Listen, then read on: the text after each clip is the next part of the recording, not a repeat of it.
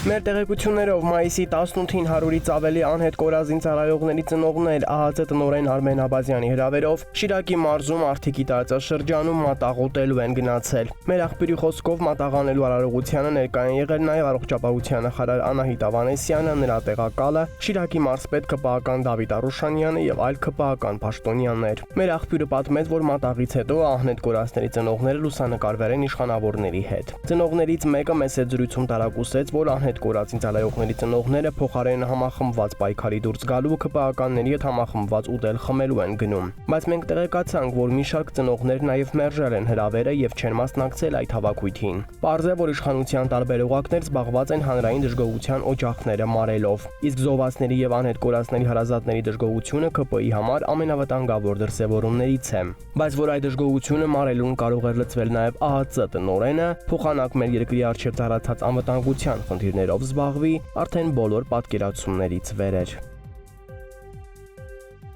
Որոշ ընդդիմադիրների նկատմամբ սկսվել են հերթական ճնշումներն ու հարկային տեռորը։ Տեղեկացանք, որ տևական ժամանակ է ստուգում են Գառնիկ Դանելյանի Տավուշում գործունեություն ծավալող հորեղբոր ընկերությունները, որոնց թվում նաև մեկ գազալցակայան կա։ Թե ինչ են ստուգել եւ ինչ խախտումներ են հայտնաբերել, որքանով են դրանք օրինական կամ Սարքովի, պարզ չէ։ Միայն տեղեկացանք, որ մեծ չափի տուգանք է նշանակել Դանելյանի հորեղբոր նկատմամբ 150 միլիոն դրամի։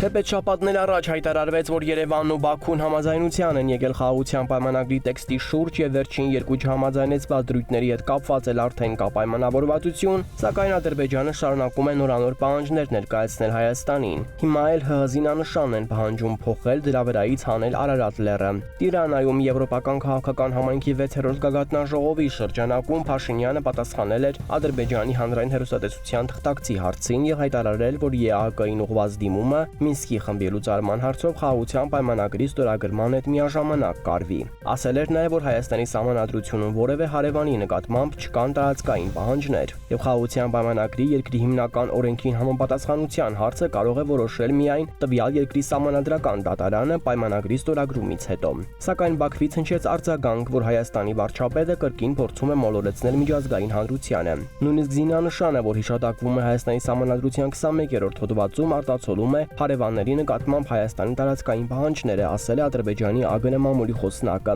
Պայմանագրի համաձայնությունից հետո սա երրորդ պահանջն է, որ առաջ են քաշում ադրբեջանցիները։ Նախորդ երկուսը Մինսկի խմբի լուծարումներ եւ սահմանադրությունը փոխելը։ Որոշ տեղեկություններով Փաշինյանը պատրաստ է ամեն զիջման գնալ, միայն թե կորզի այդ թղթի կտորը խաղաղության պայմանագիր անունով, որն իրականում խաղաղություն չի երաշխավորելու, բայց դառնալու է քարոզչական դրոշակ գալիք ընտրություններից առաջ։